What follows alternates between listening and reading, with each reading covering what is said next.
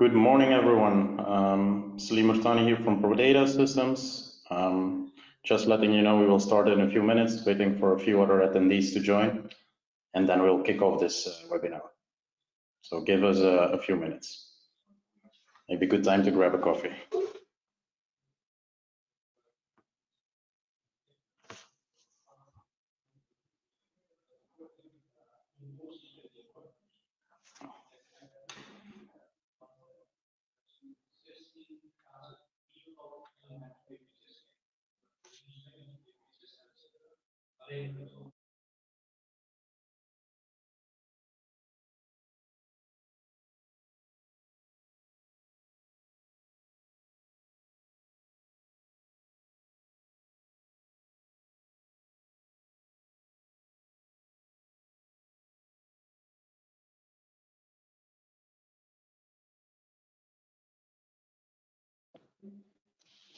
I guess we'll wait 1 more minute and then we'll kick off this webinar.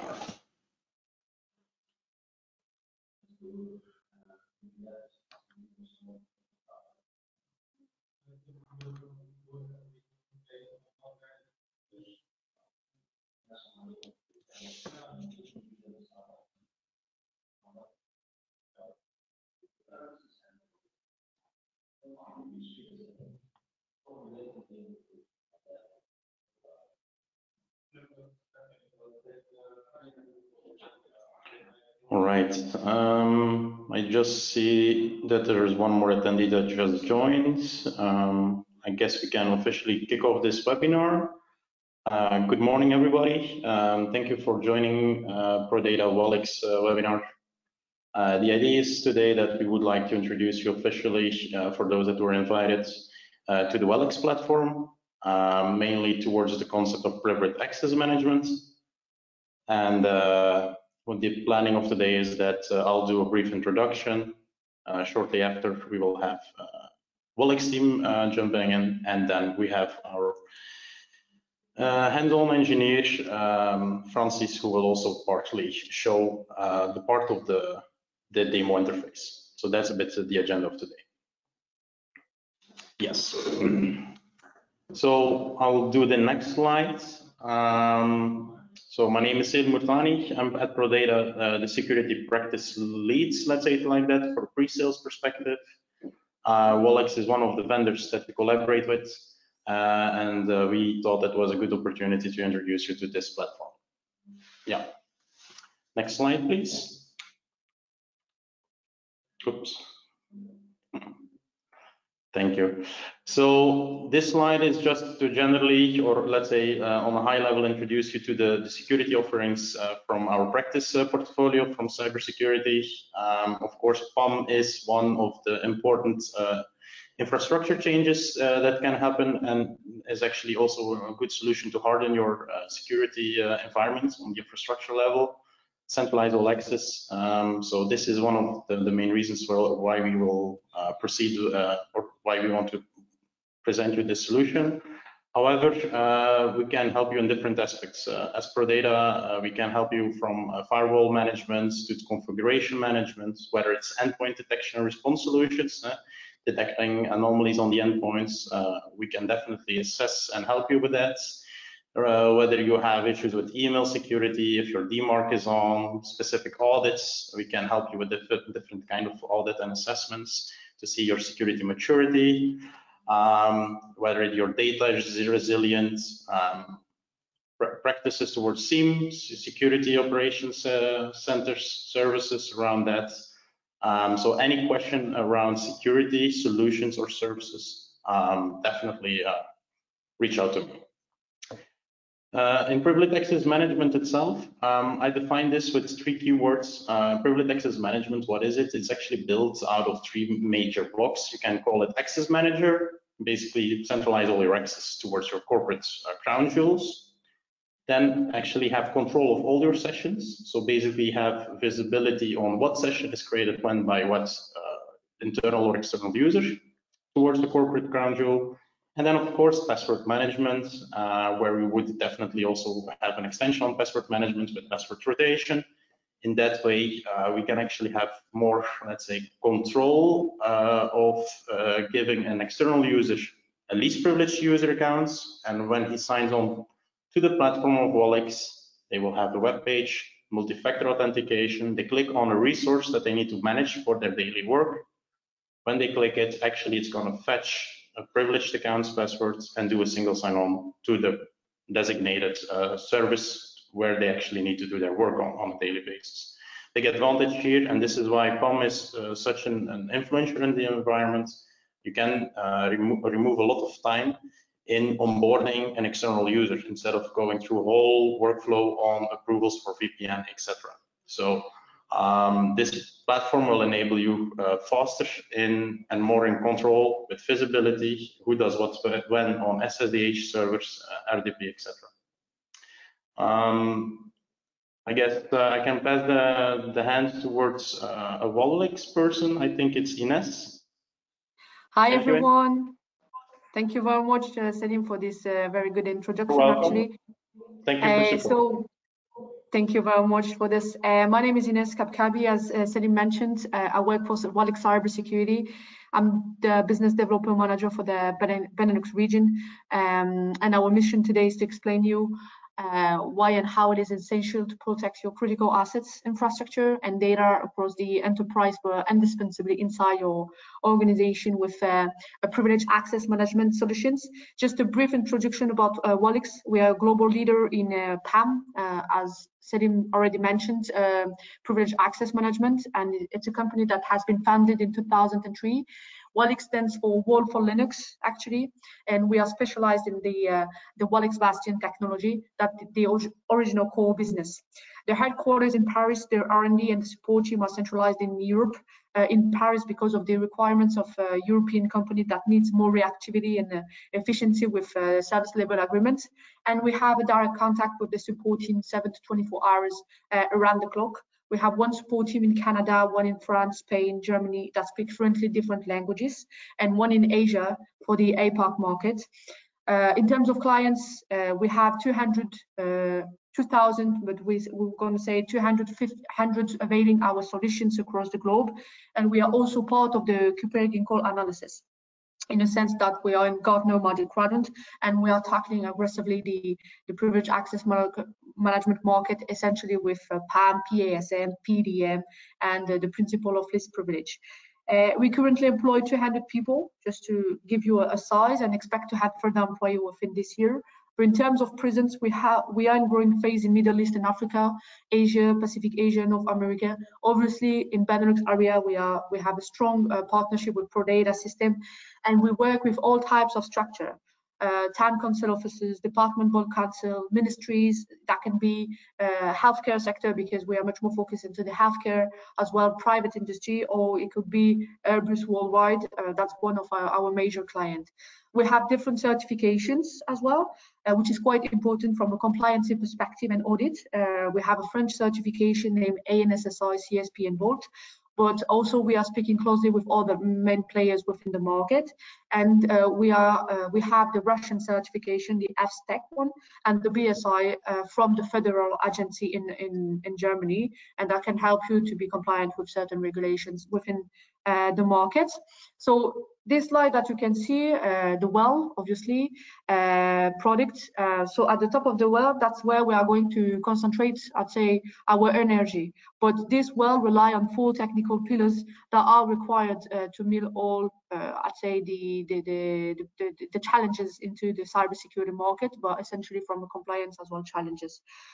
We have what we call the top of the well, the Wallix Bastion, that will play the role of the middleman inside your organization between your privileged users, that can be third-party contractors, externals, internals with auditors, OSIS administrator, for example, and your critical assets, server, router, applications. And you will have this Wallix Bastion playing inside out between your critical assets and your users. And instead of connecting directly to your critical resources, the privileged user of the company will have to connect and go through the Wallix Bastion to connect to the resources without knowing the password. So that's actually where is the benefit of it. And The Wallix Bastion compounds in 3 modules, which is the Access Manager, where we're going to concentrate as well our energy, in the sense that this module will help security teams to manage all users' access, internal, remote contract through a single portal. Unalterable audit trails as well, if you have an auditor that needs the logs, ensure that everything is tracked and monitored, while it can integrate with existing solutions for seamless security. You will have the Session Manager, which is monitoring and records all users' actions in real time with the help of an administration console, and you can prevent, detect, and terminate any suspicious activities, and obviously set up authorization. You will have the video recording of all sessions that can be searched using the OCR, which is the optical character recognition technology, and multiple, I'd say, features.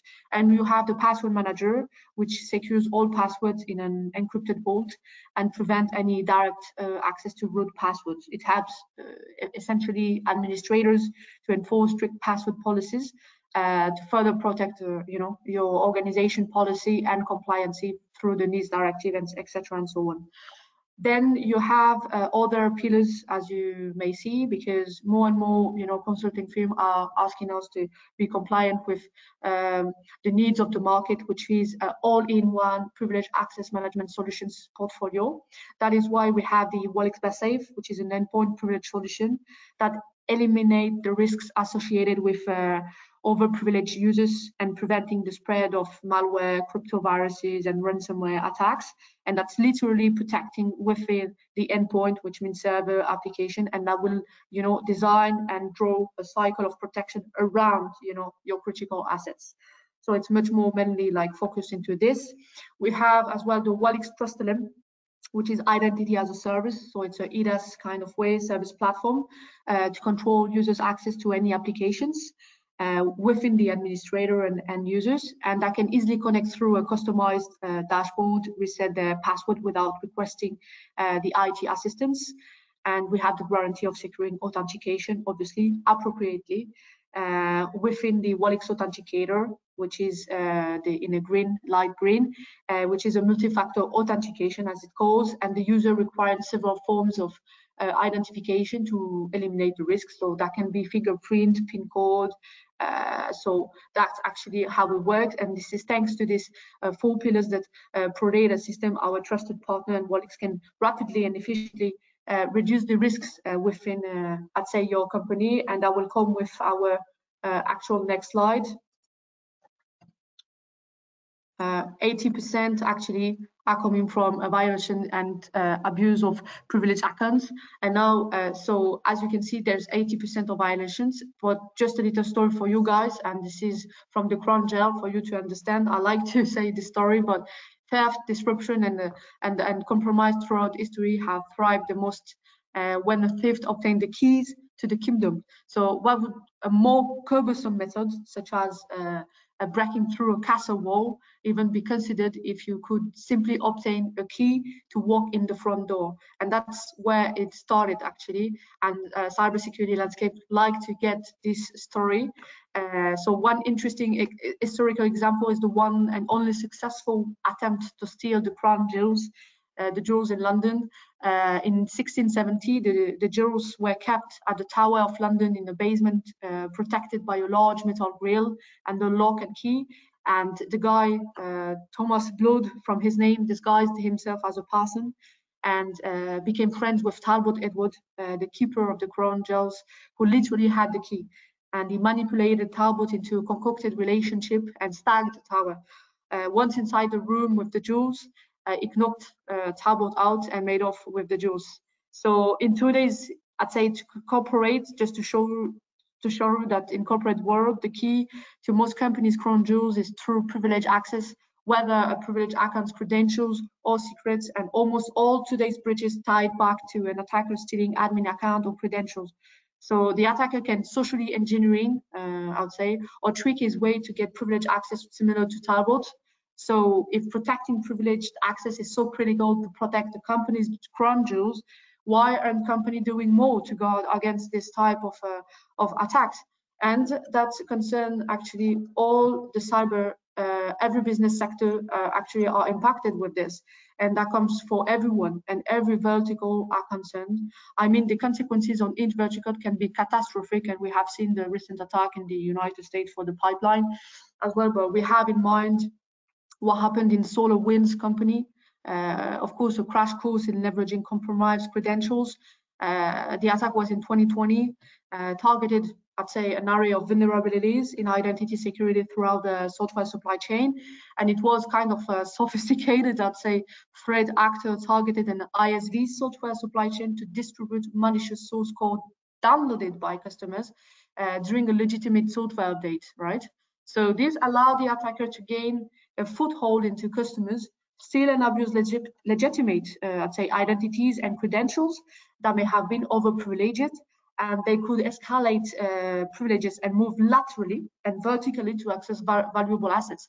And ultimately, they employed a technique that allowed them to impersonate any user they wanted to obtain their goal. So obviously, there's several behavior anomalies that can signal attacks in progress. But what I want to highlight is the most important next step to further strengthen your protection against advanced stealthy attacks is to secure the application secrets and continuous integration and development pipelines. So that concerns the healthcare sector with many of certifications within worldwide as well, the financial sectors with the PCI DSS and etc. and so on, the manufacturing as it is rigid with the OT environment, and there's a migration with the IT and the OT, obviously. That's the main challenges, and the energy utilities. So that's the main, I'd say, concern from as well a private sector. This is highly concerning. And that comes from our next slide as well, which is the Wallix identity and access security solutions. So in this slide, we are highlighting what Wallix is focused on, and the main concerns today with certain compliancy into the sector is securing Industry 4.0. It's our priority as we are entering what many are hailing at the fourth industrial revolutions, with manufacturing, utilities, energy, and even transportation are all being transformed by their increased connectivity, I'd say. And for the industrial sector, breaches can also result in physical harm, either the employees injured by a malfunctioning production line, or to the public put at risk by system outage. As the industrial as well IoT expands, so Internet of Things for the one, industrial equipment is, I'd say, increasingly connected to the digital systems and needs to be protected from new digital threats. So one of the biggest potential results of the cyber breach is a full production shutdown, I'd say, or disruption to rail networks and traffic signals that might cause damage to normal functioning of integral aspects of our built environment. So a power grid shutdown, for example, such as the famous attack in Ukraine in 2015, can have extreme impacts. Without gas, electricity or water, the consequences could be fatal. And that's the one that we have seen, I think, a day ago with the pipeline in the United States. I can't remember the name of the company, but that was extremely fatal in the sense that all the west coast of America was actually shut down. So for this, Wallix created the UT, which called the Universal Tunneling Protocol, through this unique tool. And the main obstacle to implementing a PAM in OT environments are resolved as the industrial protocols, such as Modbus, Profinet, BACnet, Ethercad, etc., are encapsulated directly in an SSH tunnel, allowing servers provided to connect to their PLC, gateways, and other industrial components exactly as they would without the bastion, right? So that's from the OT environment, obviously, manufacturing, or energy, etc., and so on. But this can be used, obviously, from other sectors of activity.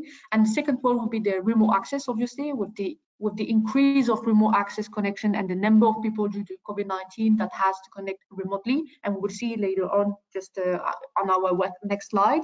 And then the third one would be as well the DevOps and RPA, sorry.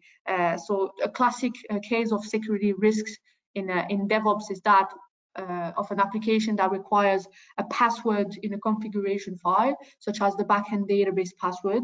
It must be provided upon starting the process, which will then connect to the database. Additionally, whenever the password changes, it may require a restart of one of or several services, right?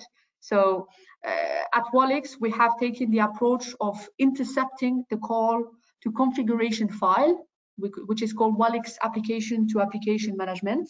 It's literally staying at the primary connection through the password manager module, and replacing tags with the password value on the fly when the program reads the file. Thus, the password is never visible on the file systems, and it's called the password FS feature, part of the Wallix APM, as already mentioned, and that can intercept the reading of the configuration file, get it from the application to application password manager layer, and inject the password freshly grabbed from the vault where it has been securely stored, so that, for example, if you have a WordPress, can start seamlessly and connect to its database. So it's simple. How it's done? It's simple. It's just replacing the password in the file by a placeholder, and it's only this, right? Through our unique approach, and the APN even can rapidly create a DevOps processes to make sure that passwords are never saved on the file system. So that's our main challenges, obviously, and our innovative aspects of view. But we're going to concentrate it to remote access, as we have currently seen. So, sorry, I mute myself. Sorry for this. I'm gonna just, here we go. That's very good.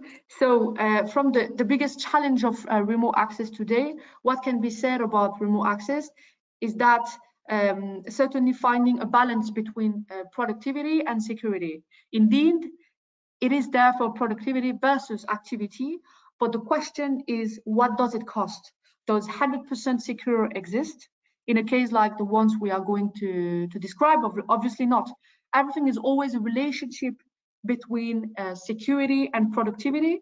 And as you can see here, each time a remote access is implemented, the answer raises a security paradigm. So that will never be a very good answer. However, at Wallix, we believe that through our Wallix portfolio of solutions, we can provide a catalog of responses more suited to our remote access environments. And what is the best solution and for what cost, which cost? This is the whole paradigm. And when you allow your employees and your pre-existing subcontractors to connect and work on their, or they are from anywhere, they connect from an external connection. They use their laptops, their own personal computers. They need to access the target equipment quickly and easily. And the idea here is to be able to identify the different points of continuity and activity and security vulnerabilities. Each time there is an answer that will arise and be proposed by the different solutions of Wallix, we have an answer from the management of identities perspective through different main questions, which are, how does a user access what? And to do what, which amounts to better managing user rights. What is the access solution that will make it possible to respond to security breaches on the connection through network, which are unknown networks? Is a VPN enough? At what price is this VPN in place for me? It is simple or difficult to set up. And finally, the last of these answers, and probably on the endpoints, not only workstations, but at endpoints in the general sense of term, which will allow to address the overload part of the help desk, and in particular the use of application and personal devices to secure and address what is called the technique of least privilege, which we'll come back to later, obviously, furthermore. And obviously that comes to how do you secure remote access? It's come from a single access point, control and monitor privileges, a traceability solutions, credential management, prevent lateral moves, secure hybrid environments. And I will hide as well 3 different categorization, which is identify, authenticate, and authorize. What does that mean? This process work in unison to verify who users are and what level of access privileges they have within a network. On the face of it, the meaning of these three words appears similar, okay? There are some important differences between all of them, but these key aspects of access security, so identifications from the remote access perspective, first and foremost, access security starts with identity in order to control what users can or can't do within an IT network. Firstly, we need to know who is who. Each user within a network has a digital identity attached to a unique username or email address. These virtual identities have a specific relationship to a unique corresponding person in the real world. Access and privileges within the IT network are granted according to these unique identities, ensuring people have access to the applications that they need to do their job. When organizations deploy an identity management process or system, their primary motivation is to grant the appropriate privileges to users via their identities. And that's called the zero trust, obviously. Huh? The concept of the zero trust that all the consulting firm has highlighted within the sector and within these years. However, a user ID alone should not be used to presume someone's identity. Unique user IDs are nowhere near enough to verify users in a modern IT environment. After all, someone could simply type in another person's username and begin accessing files from their accounts. It is important to authenticate. Okay, so the first chapter is identification, the second one is authentication, right? So there needs to be a way to prove or authenticate that a user truly matches their digital identity. This comes in the form of a separate piece of confidential information, usually something you know, something you own, or something that's part of you, right? So something you know, the most common example would be a password. If a username is your identifier, then your password is your form of authentication. A password is the most basic form of access security, one that is open to risks, such as a password sharing or theft. Something you own, this could be a physical item, such as an access card or a fob, RSA, token that generates a temporary password. Something you are, these are biometric authentication factors. They authenticate your identity by using part of the user's body, such as an iris scan, facial recognition, or fingerprint scan. Behavioral biometrics can also be used, such as typing voice or signature recognition. So pairing a user identity with a method of authentication creates a set of users' credentials, and they're keys to the kingdom, the IT kingdom, requiring additional forms of authentication on the top of a password greatly increases the likelihood of, I'd say, accurate identification, and it is harder for an hacker to steal two or more or the above factors, lending greater credibility to logins to sensitive IT assets. So using two or more of these authentication methods is known as a multi-factor authentication. That's what we call MFA, right? And that's what we provide as well with our portfolio of solutions. And we have the third factor, which is authorization. So authorization is the process of giving somebody permission to have or do something. In a computer system with hundreds of users, this is a vital security step. A user might have the credential to log into a network, but what are they allowed to do there?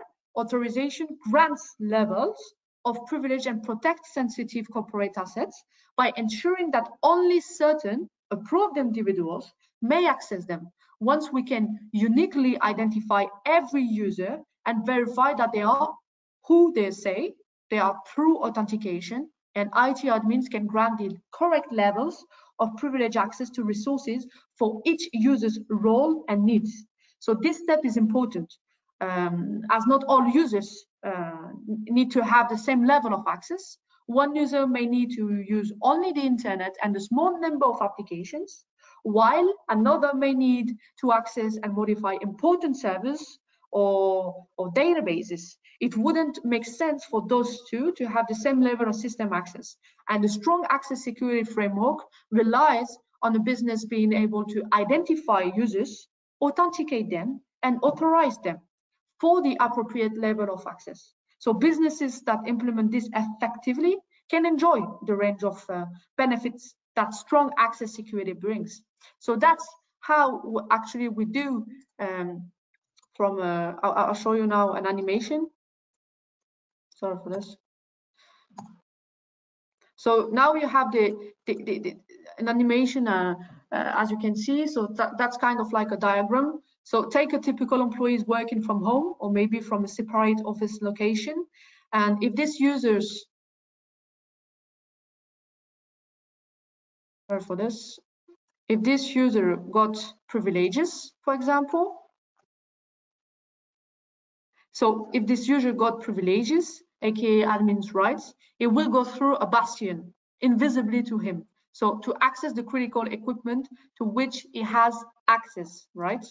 So for example, it's a yes, and then he has access to the critical assets. But for example, it's a no. If this user does not have privileges on this equipment, he will not have access to it. He won't even see it. Even if he can guess it's when or he has actually even the credentials, so there will be a stop directly and that will shut down actually the access.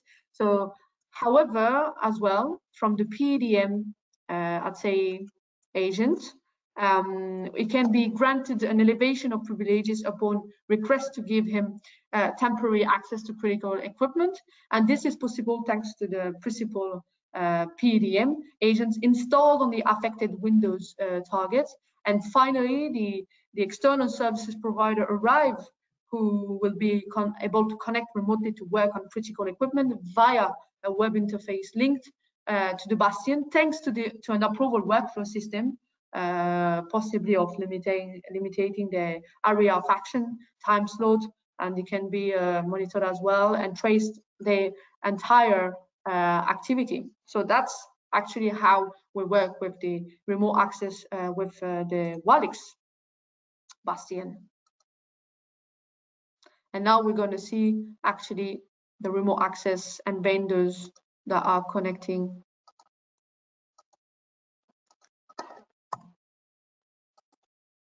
Sorry for this. All right, so in terms of remote access workflows and vendors, there are certain benefits that I'd like to highlight. So having a remote and access solutions such as the privileged access management, the PAM solutions from the Wallix bastion, it comes with certain benefits, which are managing privilege levels. So it's never good for user credentials to be stolen by a malicious actor. However, the amount of damage that can be done depends on and can be mitigated by the level of access granted to that specific identity. And strong access security allows organizations to manage privilege levels and control the visibility that users have. So not all users need the same privileges, as already mentioned, to do their jobs, and having an access security framework in place to manage privilege levels helps a business to avoid overprivileged users with access to too many sensitive resources within their IT networks. And it comes with protection from cybersecurity threats. So Gartner predict that worldwide spending on cybersecurity will reach 133 billion in 2022. And I think it would be more, to be honest with you. And modern organizations of all shapes and sizes are taking sensible measures to protect themselves from cyber attacks. We can see that there is a maturity from a privileged access management markets and essentially in the Benelux area. And access security is an integral part of this. So the PAM was named as the #1 cybersecurity priority by Gartner in 2019, 2020, 2021, and it goes further to 2025. So when threats can come from inside or outside an organization, it's never been more important. And that comes with the same question: who is assessing your system? What privileges do they have? What are they doing with their access?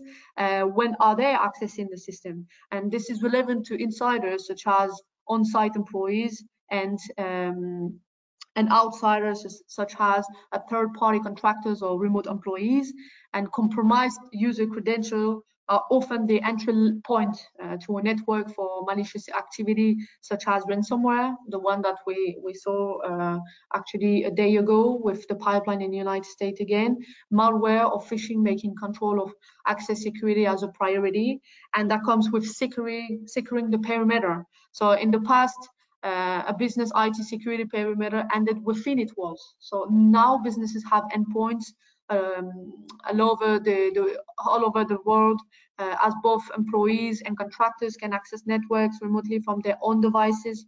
The IoT is expanding, as I already mentioned, opening up more avenues than ever into a network. And it is also creating routes into industries that were previously sheltered from the wider connected world. So this factor means that endpoints outside of the corporate network are not protected by traditional perimeter security, and the businesses therefore need an additional layer of security for endpoints that can access sensitive assets from anywhere. An access management solution can authenticate user from a variety of different endpoints, meaning those users can verify their identities remotely without any impact on their productivity, right? And they will come with a compliance with regulations. It's a sensible policy to know exactly who is entering and exiting a network and what privileges they have. But it's not just nice to have, it's an obligation, right? And this is reflected in compliance regulations such as the ISO 27001 and the GDPR, which require businesses to have a strong control, transparency, and audit logging of privileged users' sessions. Having a strong access security framework is the best way to stay on the right side of regulations such as this, as well, and as avoiding any penalties for not respecting regulatory standards. And the business shouldn't wait for data breach to protect themselves with robust access security. I mean, the right solutions allow IT teams to support compliance without overburdening cybersecurity resources or overcomplicating businesses' tasks. A well-run, access security solution can help to streamline and speed up the implementation of compliance rules across a whole organization. And the access security brings, several benefits to an organization. But before exploring the specific systems that put access security into action, it is important to understand some of the concepts behind it.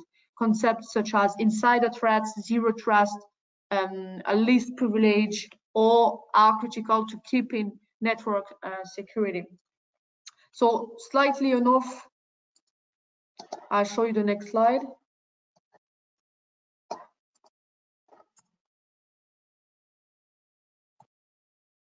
So Access Manager, a better alternative to VPN. So if you don't have a VPN, and what if you have already a VPN? So PAM is a much better alternative to traditional tools such as VPNs for enabling remote access. You can input, obviously, the Access Manager module, and I will show you later the Access Manager to not expose your Wallix bastion, and that's an extra layer of security. And VPNs can be expensive, and as well, you can remove it completely. It depends on how you're going to frame and how you're going to think your architecture. But it can be expensive and complicated to set up for large dispersed workforce, creating a huge amount of extra work for the IT team. And they also don't offer any visibility whatsoever into what the user is doing once they have connected into the network. So simpler and less expensive to set up. PAM offers a better user experience and includes complete traceability oversight of privileged activity, and plus records an audit trail of actions. So that's exactly the benefit of having a privileged access management solution. And now we're going to come with how does it work. And then we're going to have a demonstration. So briefly enough, and then I will leave the space to Francis, our trusted person that is certified, actually, Wallix certified professional, and we'll show you the Access Manager. So as you can see here, you'll have in the right-hand side the privileged users, external contractors or providers, security auditors that are connecting to your resources or critical assets. And then after they use to connect directly to your critical or assets, obviously, and you have provided them passwords or secret credentials, and they work on a daily basis to your resources, right? So at any case, you don't have much security in a sense that there's a lack of traceability to let you know which users have done what, how and when on which target. So what you are actually seeing in front of you is the Wallix bastion. This is the big square here between your users and your target devices. And the bastion will kind of play the role of the middleman between your critical assets and your end users. And it will act as a proxy in your prescriptor, okay?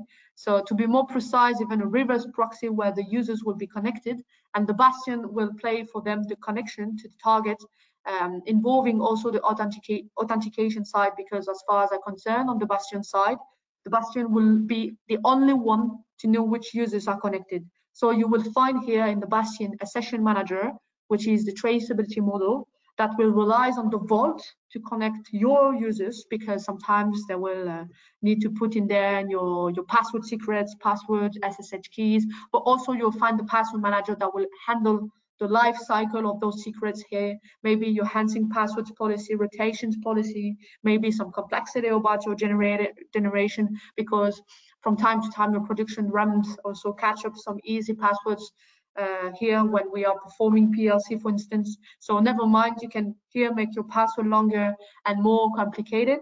And in order to give you more details on how the bastion is acting there, the bastion acts like an appliance. It can be a physical appliance, or as we have a partnership with Dell, it can be deployed on site on your hypervisor. And if you have maybe an Hyper-V or VMware or something else, however, we can deploy the bastion in the cloud providers, as we are interoperable with Azure, AWS, GCP, and so on. So for you, it's quite acting like a black box here, where you will have an administration portal where you can elevate free time to reach the root side, and this is highly secured, and that's why it's certified ANSSI, but also by FSTEC, which is also the Russian agency. And to come back to the session manager will be able to connect as an admin and define users' rights. So when you are deploying a bastion and the PAM technology as a project, Wallix estimates 80% of the project is defining what is going on before deploying the bastion actually. And first one, who have the rights on what? So what the privileged users is accessing. Does he has a full rights on RDP SSH layer? Can we control what he is currently doing? And can we have a trace on what the user has been done? And this would be possible to know through the session manager. We have few features regarding traceability. As you can remember, the bastion is acting like a proxy. So your users will not be connected directly to the target devices anymore, and they have to connect through the bastion itself. And then the bastion is connecting them with this kind of technology here, acting agentless. So you don't have to deploy as many agents as you have maybe targeted on your infrastructure. And this is going through your protocol network here. And then when the user is connected, you will have the feature called the 4 eyes mode, which is a real-time view of the session. So you might see and follow up some specific actions from an external partners, for instance, or your internal users inside, and be able to control what they are currently doing. So we have in our latest observation a new feature that is called the session sharing, and you will be able literally to get the control of the session and working together with the person that are connected without any agents here. And of course, you will have the possibility to replay or rewatch those sessions, but we have features such as pattern detection, making harder for your users that are used to rebound on other services, obviously. And about the vault is fully encrypted, AES 256, which is actually pretty secure, and will be able to put in some password SSH keys also, but all the types of accounts that need maybe to local accounts, which is good. But from here, you can also add Active Directories accounts, service accounts, domain admin accounts, whatever specific accounts it is actually possible. And down, and then I will leave the place to Francis.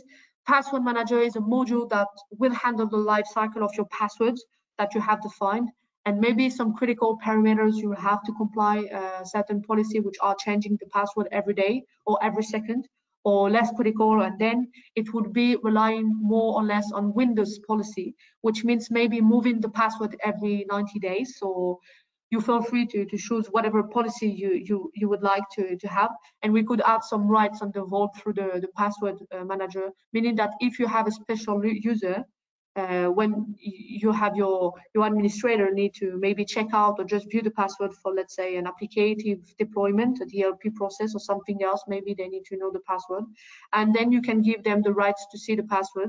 And we have also the policy to change that whenever the user is seeing the password. So you literally set up through the password manager a policy to create the length of passwords and the rotation as well through the administration console, through the session manager.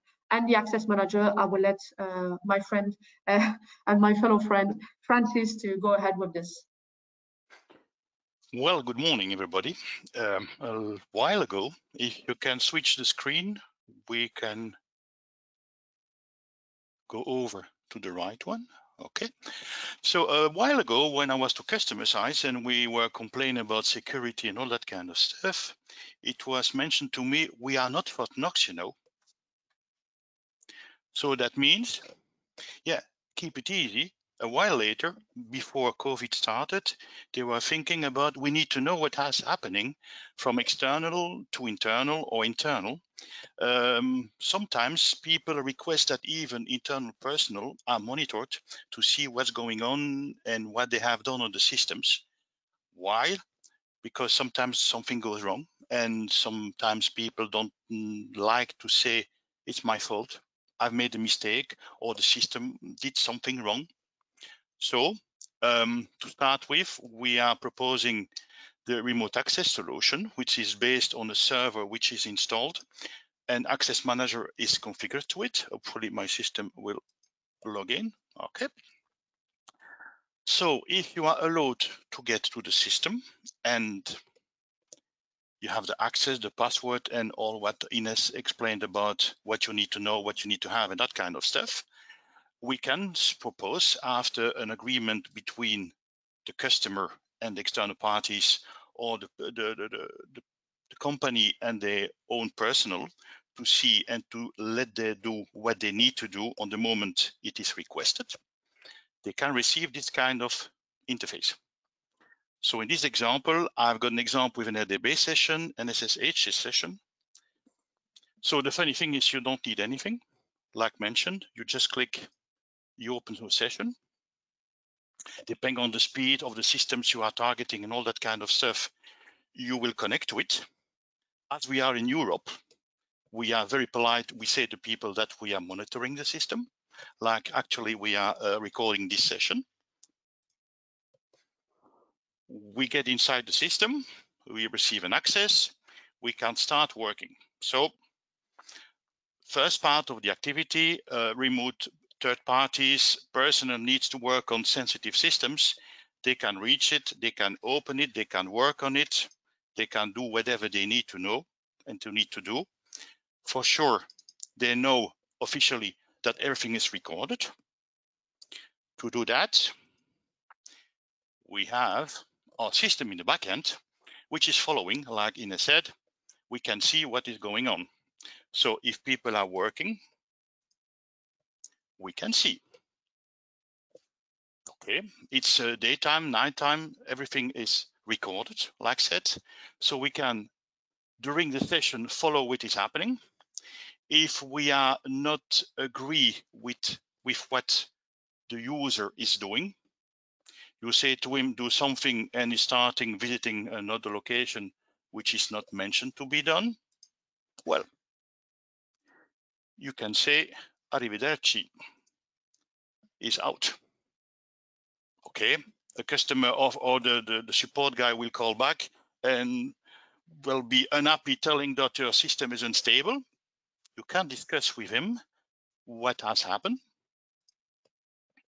and see with him, well, my dear friend, you did something which was not allowed, so therefore I put you out of the system. You see, I've killed the session.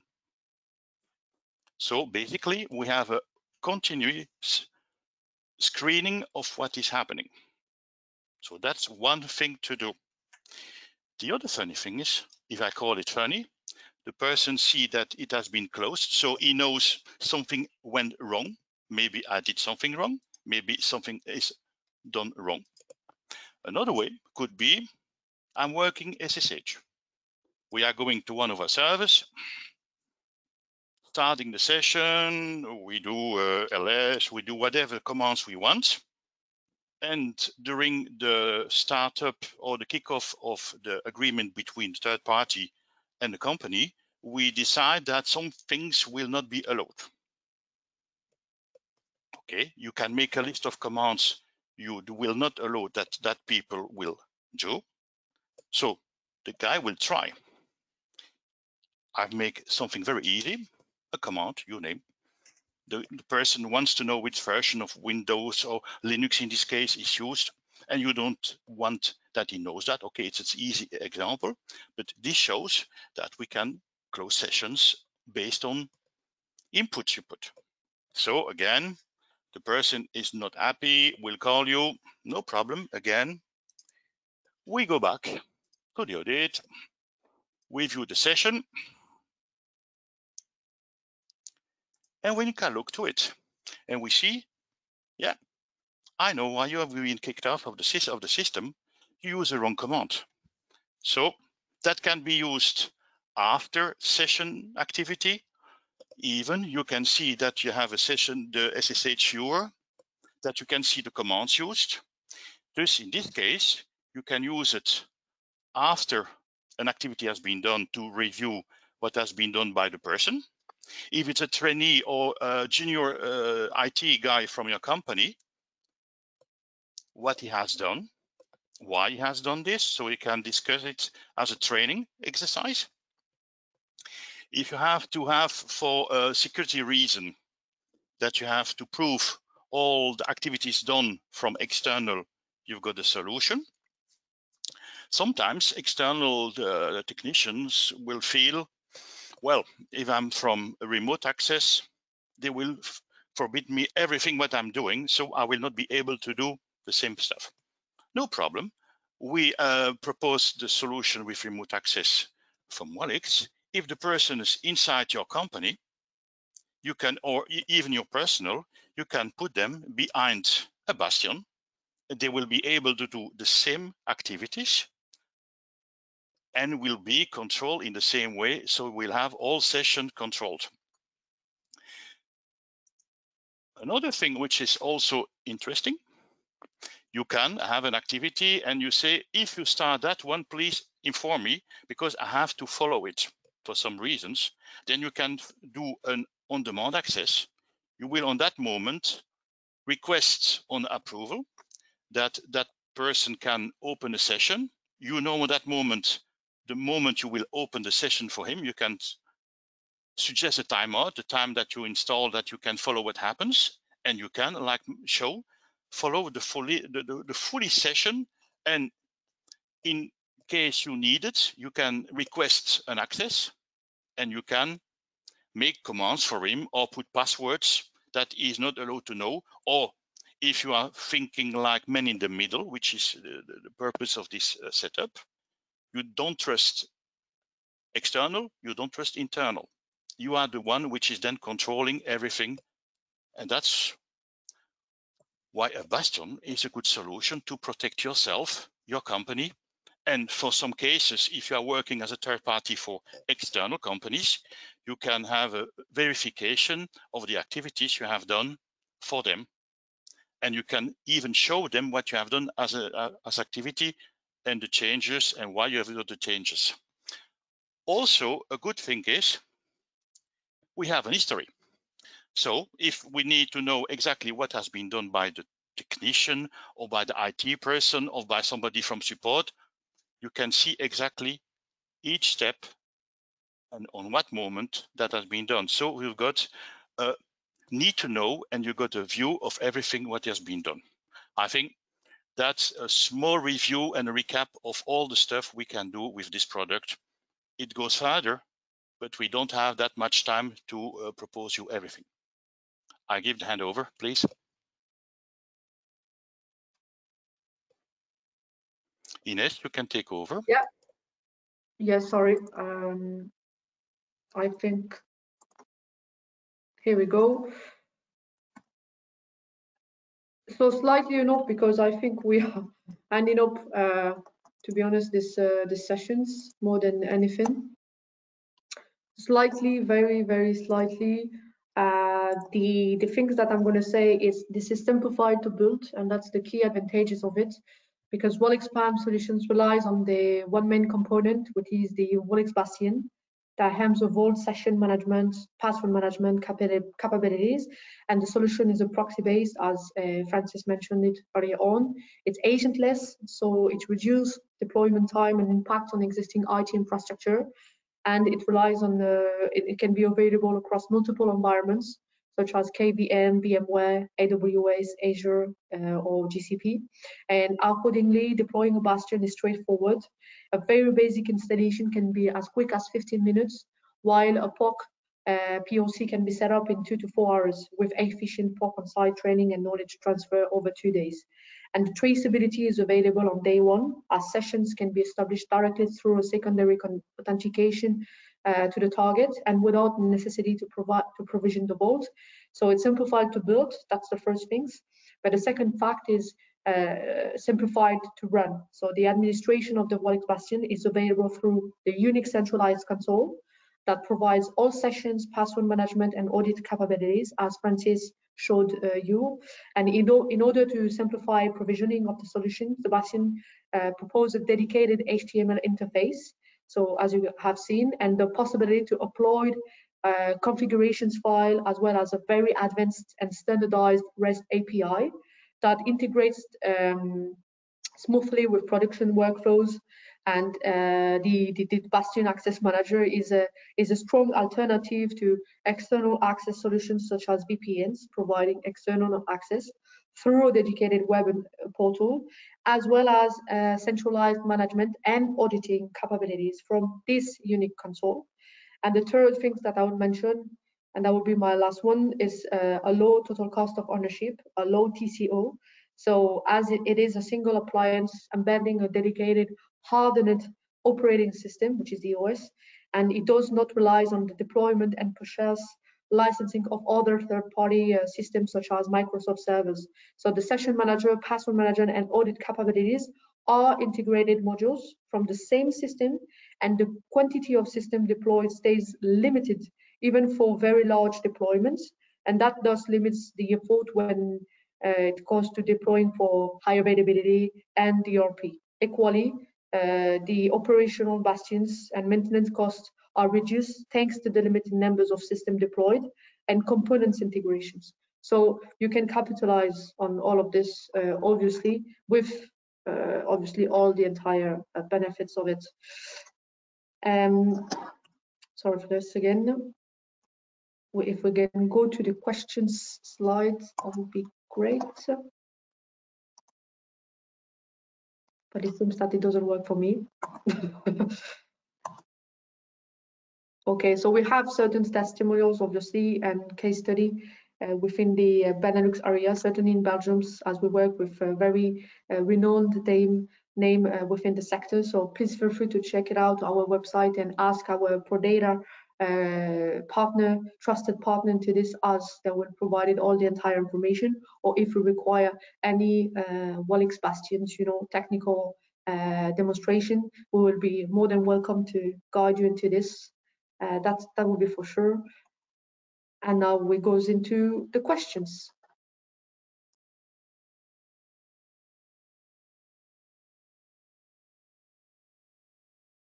Oui, Inès, alors on a une question qui est arrivée. On nous demande combien de temps sont stockées les infos enregistrées dans le Bastion, les archives.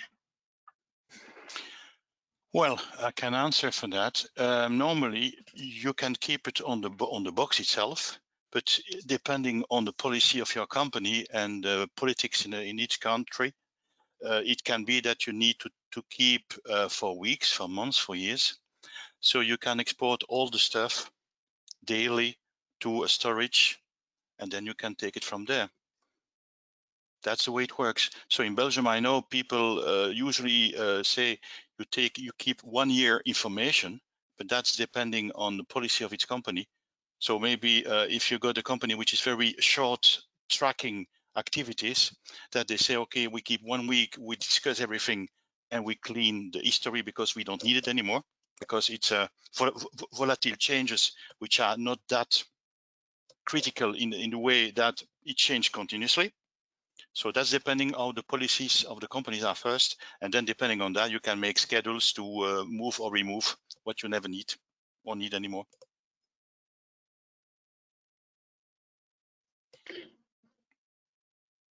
Thanks, Okay. thanks, Francis. Sorry for asking the question in French. I apologize. If you were still waiting for people to send more questions, feel free to send them in the chat. Oh, here you go. Here's one. Is it also possible to put agents on non-window targets?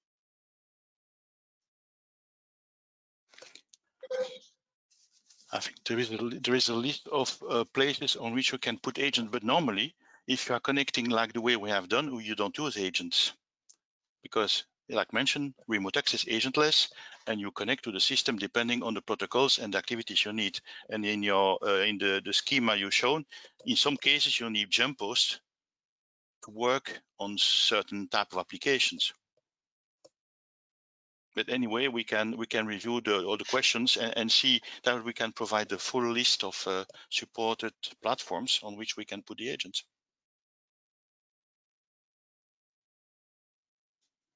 Okay. Thank you, Francis.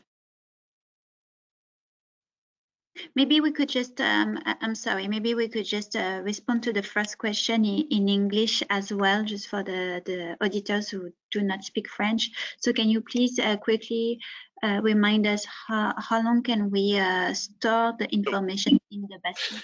I remember that, okay, I will say it again. So depending on each country and each policy of each company, you can have a request to keep information for a week, for a month, for a year, depending on the state. For some types of interventions, you have to keep it for years. So the system is based on a system of schedules on which you can say, I delete, which is locally stored on the bastion, or you can put it away on a safe location, and that's depending the time you will need to keep it. So there is no limit. The limit is what human resources or security teams of the companies decide to have the limit. For the rest, yeah, it's a matter of scripting the commands to move on a certain location to store it there. And then on that moment, it's the responsibility of IT or storage teams to remove what is not likely to be kept, because legally in Belgium, you are not allowed to store more than 1 year information. But that's, again, depending on what type of company we are working with. Okay. Thank you, Francis. That's all for the questions for now. Ines, Francis, if you want to have a final word before we end the session, the floor is yours. I should say, try it. Try the system. Secondly, define exactly what are your needs, because you can do everything with this product. It's a huge product. You can script, you can write, even if it's not possible directly. Wallix research and development teams can assist to go further, but you need to define your objectives before starting. Okay, you can uplift the configuration and make it more and more complex. Like I mentioned, we can go to Fort Knox, but that depends on support and what the people needs to do. Definitely agree with you, Francis. You have well resumed this, and definitely that you can have the assistants to define your project with Prodata system, as they can provide you a consultancy governance, definitely to create like kind of a roadmap, as Selim mentioned it earlier on the first slide, and that's where actually the reseller, the integrator, is important to play the role with the actual vendor, which is obviously the Wallix cybersecurity, as Prodata are certified, Wallix certified professional and the expert, and to be honest, they will accompany you at every stages. If you need anything, if you need, for example, a technical demonstration, we will be there, Wallix and Prodata, hand to hand, to help you to define your needs. Thank you, Ines. Thank you very much. Selim, any words from your side? No, I think Francis and you did a you did a good presentation. From my end, indeed, I think it's good, like Francis said, make a proper scope. The solution will give you a lot more visibility who is doing what on your corporate machines. And I think that's the biggest concern nowadays in IT cybersecurity is visibility. We assume we know, we see VPN logs, but we don't really know what they've really done on these machines. And I think that's already a big benefit for every organization. Yeah.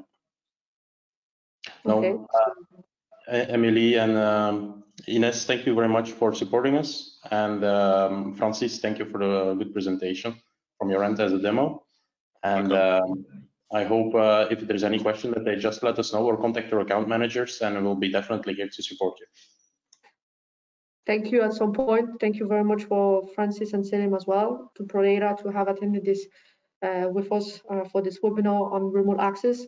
And definitely you can find all relevant information through Prodata system if you need case study, if you need technical, documentations from our wallix.com website too. And feel free to reach us. Thank you very much. Have a lovely day. Thank you. Bye-bye.